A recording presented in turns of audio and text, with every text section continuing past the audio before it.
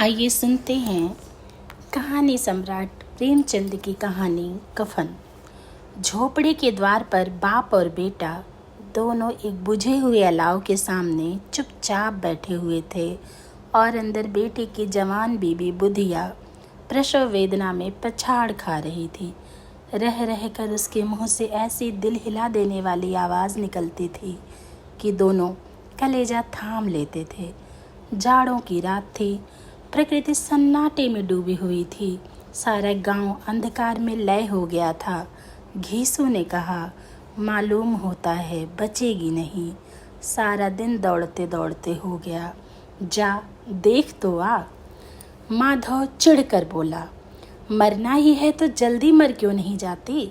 देख कर क्या करूं? तू बड़ा बेदर्द है बे। साल भर जिसके साथ सुख चैन से रहा उसी के साथ इतनी बेवफाई। तो मुझसे तो उसका तड़पना और हाथ पांव पटकना देखा नहीं जाता। चमारों का कुनबा था और सारे गांव में बदनाम। घीसू एक दिन काम करता तो 3 दिन आराम करता। माधव इतना कामचोर था कि आध घंटे का काम करता तो घंटे भर चिलम पीता। इसलिए उन्हें कहीं मजदूरी नहीं मिलती थी। घर में मुट्ठी भर भी अनाज मौजूद हो तो उनके लिए काम करने की कसम थी। जब 2-4 फाके हो जाते तो घीसू पेड़ पर चढ़कर लकड़ियां तोड़ लाता और माधव बाजार से बेच लाता और तब तक वह पैसे रहते दोनों इधर उधर मारे मारे फिरते। गांव में काम की कमी न थी। किसानों का गांव था। मेहनती आदमी के लिए 50 काम थे, मगर इन दोनों को उसी वक्त बुलाते जब 2 आदमियों से एक का काम पाकर भी संतोष कर लेने के सिवा और कोई चारा ना होता। अगर दोनों साधु होते तो उन्हें संतोष और धैर्य के लिए संयम और नियम की बिल्कुल ज़रूरत न होती। यह तो इनकी प्रकृति थी। विचित्र जीवन था इनका। घर में मिट्टी के 2-4 बर्तन के सिवा कोई संपत्ति नहीं। फते चीथड़ों से अपनी नग्नता को ढांके हुए जिए जाते थे। संसार की चिंताओं से मुक्त, कर्ज से लदे हुए, गालियां भी खाते, मार भी खाते, मगर कोई गम नहीं। दीन इतने कि वसूले की बिल्कुल आशा न रहने पर भी लोग इन्हें कुछ न कुछ कर्ज दे देते थे। मटर आलू की फसल में दूसरों के खेतों से मटर या आलू उखाड़ लाते और भून भान कर खा लेते, या 10-5 ऊँख उखाड़ लाते और रात को चूसते। घीसू ने इसी आकाश वृत्ति से 60 साल की उम्र काट दी और माधव भी सपूत बेटे की तरह बाप ही के पद चिन्हों पर चल रहा था, बल्कि उसका नाम और भी उजागर कर रहा था।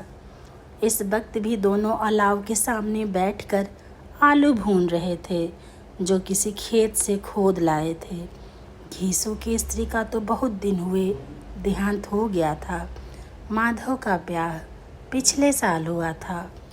जब से यह औरत आई थी उसने इस खानदान में व्यवस्था की नींव डाली थी और इन दोनों बेगैरतों का दोजख भरती रहती थी। जब से वह आई और दोनों और भी आलसी और आराम तलब हो गए थे, बल्कि कुछ अकड़ने भी लगे थे।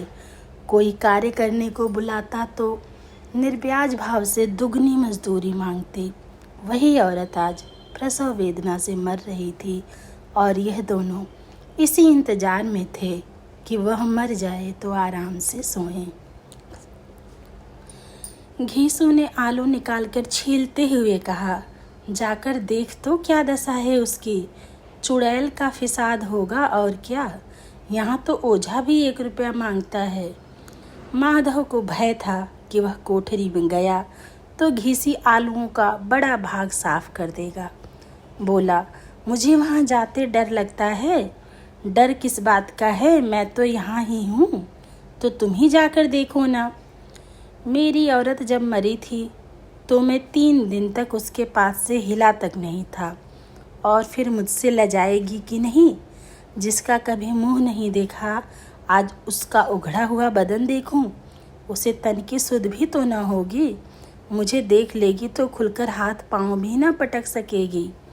मैं सोचता हूँ कोई बाल बच्चा हो गया तो क्या होगा।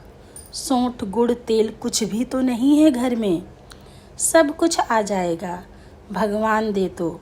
जो लोग अभी एक पैसा नहीं दे रहे हैं वे ही कल बुलाकर रुपए देंगे। मेरे 9 लड़के हुए, घर में कभी कुछ न था, मगर भगवान ने किसी न किसी तरह बेड़ा पार ही लगाया। जिस समाज में रात दिन मेहनत करने वालों की हालत उनकी हालत से कुछ बहुत अच्छी न थी, और किसानों के मुकाबले में वो लोग जो किसानों की दुर्बलताओं से लाभ उठाना जानते थे कहीं ज़्यादा संपन्न थे, वहाँ इस तरह की मनोवृत्ति का पैदा हो जाना कोई अचरज की बात न थी। हम तो कहेंगे घीसू किसानों से कहीं ज़्यादा विचारवान था, और किसानों के विचार सुने समूह में शामिल होने के बदले बैठकबाजों की कुत्सित मंडली में जा मिला था। हाँ, उसमें यह शक्ति न थी कि बैठकबाजों के नियम और नीति का पालन करता। इसीलिए जहाँ उसकी मंडली के और लोग गांव के सरगना और मुखिया बने हुए थे, उस पर सारा गांव उंगली उठाता था। फिर भी उसे यह तस्कीन तो थी ही कि अगर वह फटेहाल है तो कम से कम उसे किसानों की सी जी तोड़ तो नहीं करनी पड़ती, और उसकी सरलता और निरीहता से दूसरे लोग बेजा फ़ायदा तो नहीं उठाते।